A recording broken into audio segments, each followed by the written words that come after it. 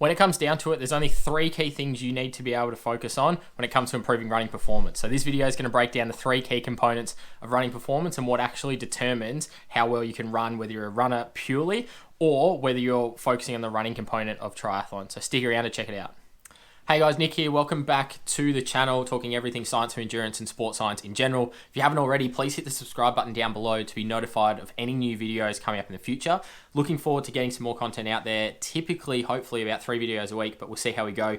So really appreciate the support, and some of the feedback coming through has been really positive, which has been great to hear as well. So keep up the good work, watching the videos, sharing with any friends that you think might be interested, and definitely hit that subscribe button.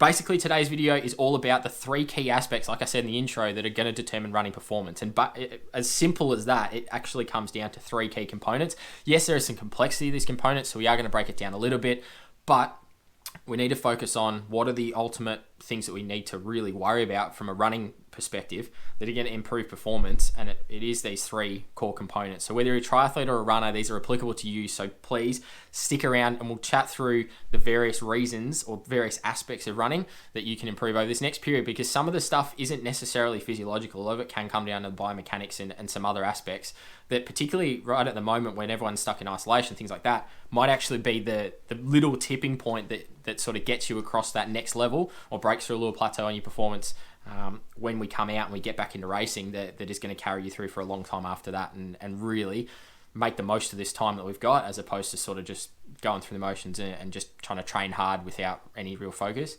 Maybe focus on one of these areas that's really going to lift your performance to the next level. Might be really useful. So we get started with the first part of it, and it's the holy grail of endurance performance. It's VO2 max. I'm going to link the video above because I've already talked about what VO2 max is, so I'm not going to worry about that too much. Essentially, it is the maximum amount of oxygen we can take in transport utilize in 1 minute. If you haven't already seen that video, as I said, it was linked above just before, and I might put it in the description as well. But really, having the biggest engine size makes sense. If we've got the biggest endurance engine possible, which is that VO2 max, we're going to have a best possible chance of producing a really good aerobic endurance performance. It isn't the number one predictor or contributor to performance though. There are those other 2 factors, but it is a big part of the puzzle, because if you've got that big engine in the first place, that allows you to make the most out of that engine, which is really step 2 in the process. So step 2 is essentially fractional utilization of VO2 max or our oxygen consumption. What does that mean? It's the percentage of VO2 max that you can hold for your race. If we've got 2 athletes who are identical from a VO2 max perspective, both have really high VO2 maxes, let's say 70 mils per kilo per minute, both running at the same speed at VO2 max, everything else being equal on race day, the athlete that is going to win is the one who can hold the highest percentage of that VO2 max and use the most out of their engine. If we bring it down to a race car example, if you've got a V8 engine in both cars, one car's running on 8 cylinders, the other car's running on 6, well, the car that's running on 8 cylinders is going to be going a lot faster and a lot harder for a long period of time, because the engine is complete and they can actually use the greatest amount of that engine. Whereas the V8 running on 6 cylinders has some areas to improve, but also can't hold as high a percentage, so it's restricted by what level it can work at.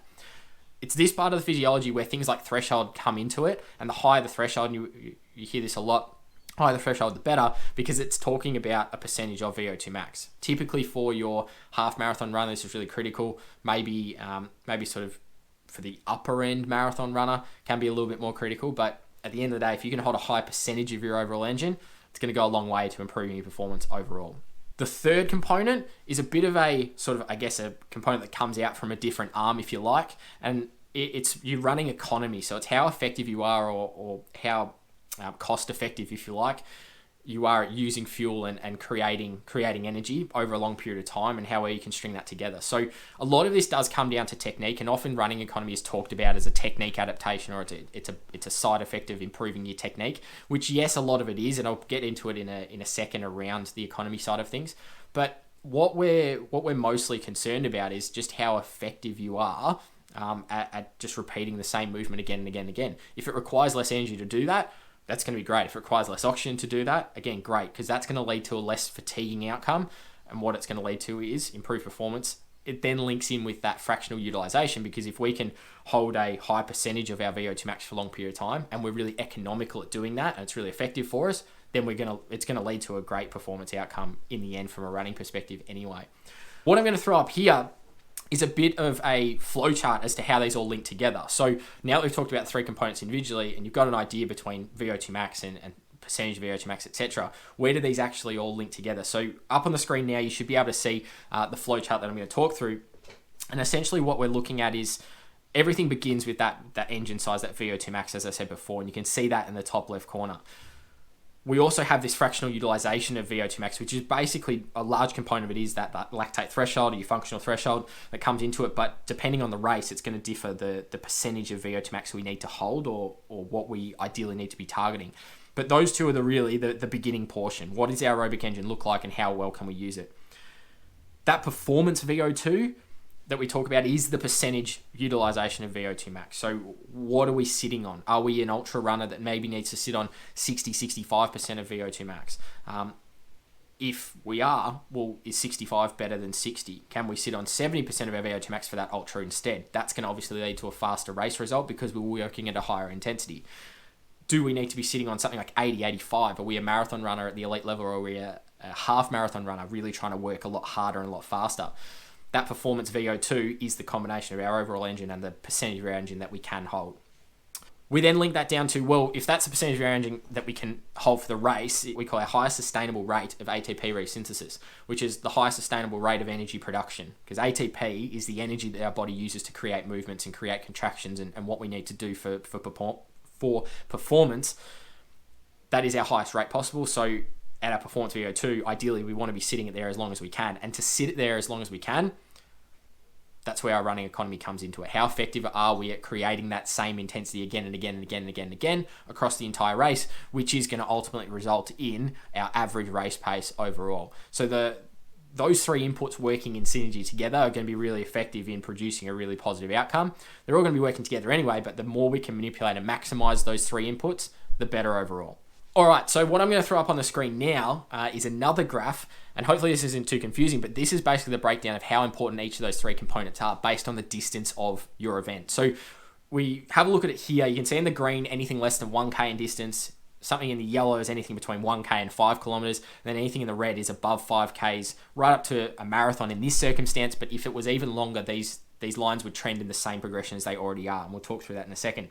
So you can see here, for something like an 800 meter run on the track, it's heavily reliant on VO2 max, but all three of these lines, VO2 max, lactate threshold, or fractional utilization of VO2, and running economy are all relatively low in the grand scheme of things, because something like an 800 less than 1K, for the elite level is only going to take a couple of minutes, 2.5 minutes, things like that. So what we're looking at here is a heavily anaerobically dominant type event in comparison to some of our typical endurance performances. So all three of the running factors aren't as important. The anaerobic side of things in events like that are really, really critical. So we do have to consider where they might fit into the equation. But if we talk about the endurance side of things, and as we get up in distance, 1 to 5 kilometers in length, really VO2 max comes into its own as a really key indicator, because the race duration isn't quite long enough to be worrying so much about how effective we are at repeating things, because fatigue isn't as much of an impact, or doesn't have as much of an impact over a 5K compared to what it would have over a 42K. Hence why you can run a lot faster in a 5K race versus that marathon. So VO2 max, having the biggest possible engine, is going to give us a really good outcome from a 1 to 5 kilometers distance perspective. You can see though, the importance of percentage of VO2 max we can use, so that lactate threshold and running economy are also starting to increase here as the distance goes up. When we get to that above 5 kilometers and heading towards 42K, we start to see things transition. And this is a really interesting part, is that VO2 max doesn't necessarily start to predict some of these longer endurance events. It's more about running economy in that blue line, how effective we can produce that same energy output or that same oxygen usage again and again and again, rather than just what is the maximum we can get to.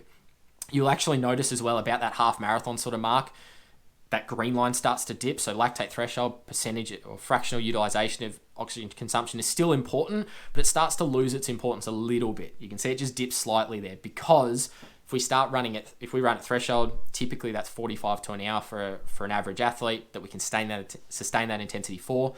If we run at threshold during a marathon, the marathon's not going to take an hour. It's going to take probably closer to 2.5, 3 hours for the average athlete. Most athletes probably over 3 hours. There's the elite guys obviously running low too. It's the type of thing that if we sustain that intensity for too long, we're going to essentially blow up and burn ourselves out. Hence why, as we get closer to that beyond half marathon, 25, 30, 42K sort of mark, running economy really starts to become the number one indicator. And if these graphs were to continue out for the ultra guys listening out there, that blue line will just continue to be that upper marker of performance. Lactate threshold, percentage utilization of VO2 max obviously still critical, might drop a little bit, but VO2 max then starts to tail off a little bit more, even more so, because it really comes down to how can we repeat this again and again and again. All right, so very quickly, we just break down a couple of ways that we can improve all three components.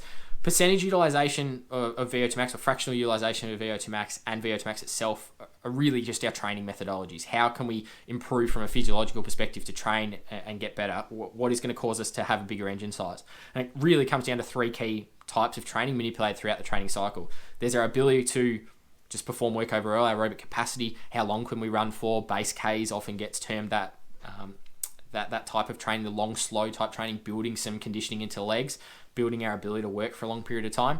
There's the really high intensity stuff. There's really good stimulating aerobic power. So that top end VO2 max, how well can we process the oxygen, the efficiency of our systems working together. So the respiratory, the cardiovascular, and the muscular systems all working together to take in, transport, and utilize oxygen effectively and as quickly as possible. And then there's the type of training where it's more in around that threshold, that tolerance to fatigue, building up that percentage of VO2 max that we can hold. I'm not going to go too much detail to that because there is a lot we can talk about those individual sections, but really is just coming down to the training that we're doing to improve our aerobic fitness overall is what's going to improve VO2 max and is what's going to improve our lactate threshold.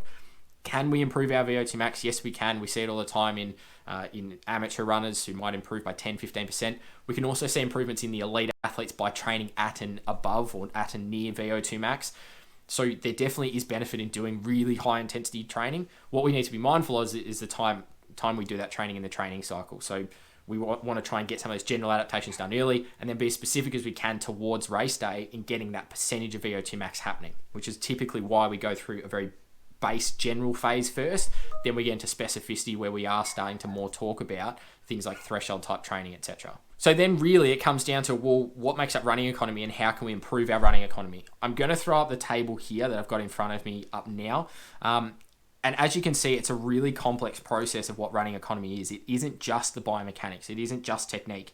It is a large amount of factors that improve our running economy overall. So looking at the chart here, let's start with the major one, which is genetics. Genetics plays a massive role in sports performance, regardless of whether a sprinter, an endurance athlete, somewhere in between. Genetics is typically going to be the number one indicator of your performance because are you suited to that type of event? Do you have more fast twitch fibers, which are those sprint explosive fibers? Are you naturally gifted in the sprinting space, or are you naturally gifted in the aerobic space or the endurance space, which is typically going to be those slow twitch fibers being dominant? So we have to look at genetics being a big factor here first.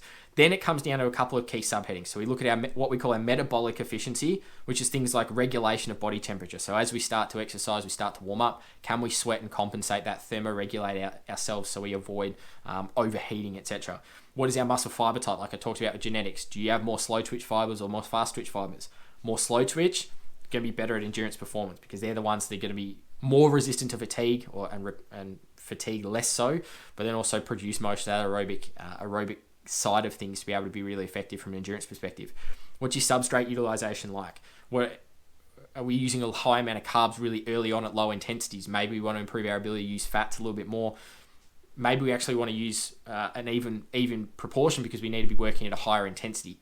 It also is determined by that percentage of VO2 max we're working out. So I want to preface this next bit of, if you're working at a high percentage of VO2 max, you are going to have to use carbs. You cannot avoid it. You cannot work at 100% of VO2 max and be completely using fats.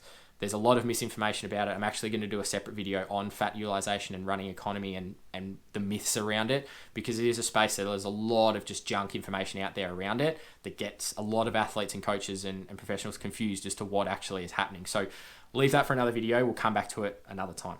We'll move on here. You can see cardiorespiratory efficiency. So things like VO2 max, what your heart rate's doing, what your ventilation is like, all of those factors we talked about also play a part in running economy because we need to be using percentages of VO2 max for a long period of time.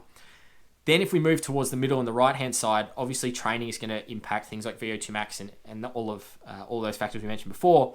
But then running economy heavily relies on these right-hand side factors, things like biomechanical efficiency. So what your body type is like. Are you tall and lean, you've got long legs? Typically athletes with long legs have better leverage, but do you have more mass as a result of being taller? So does that impact your running economy negatively? what your gait cycle's like. So your gait cycle is just your running technique essentially. Are you wasting any energy, for use of a better set of terms, by stepping out in front of you and striking out in front and causing a braking force?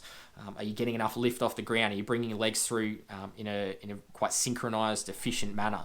Are you lifting your leg over the top of the ground unnecessarily high? That's causing you more energy. Do you have a lot of vertical oscillation? Are you jumping in the air almost, as opposed to on a good 45 sort of forward? All of these factors come into it.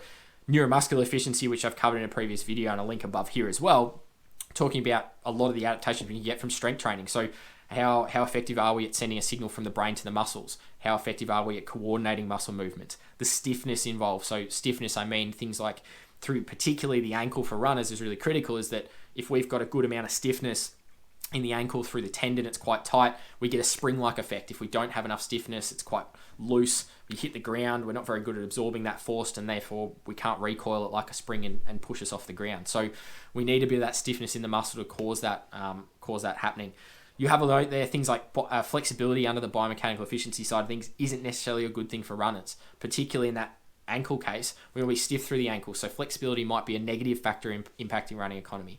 Flexibility, though, from a keeping things loose and moving and opening things up, might be a good aspect. If we've got really tight hips and we can't get a full stride length, then maybe flexibility is a positive aspect to running economy. There's a lot of things we can work through here. So hopefully that breaks down a little bit more on the factors of running economy and how we can start to look at them, improve them, and the areas that we might be able to pick up a little bit more of a gain from a performance perspective, particularly at a time like now, but then leading back into when you're able to get back into racing and things like that. Like I said before, all of this applies to not only runners, but triathletes as well, who have a heavy run component. You can definitely make the most of these principles to be able to improve your performance too. It's just about being smart about how you do them. And hopefully if you hit the subscribe button, I'm going to do some more content in the future around the types of training to improve things like VO2 max. What are some of the areas we can work on from a biomechanics perspective for running economy, or how they all link together to give us this overall picture of running performance. Hopefully enjoyed the video today about the 3 main factors that influence running performance overall. If you haven't already, I really appreciate it if you hit the subscribe button down below to follow on for any future content coming soon. But otherwise, that's it for today, so we'll see you in the next one.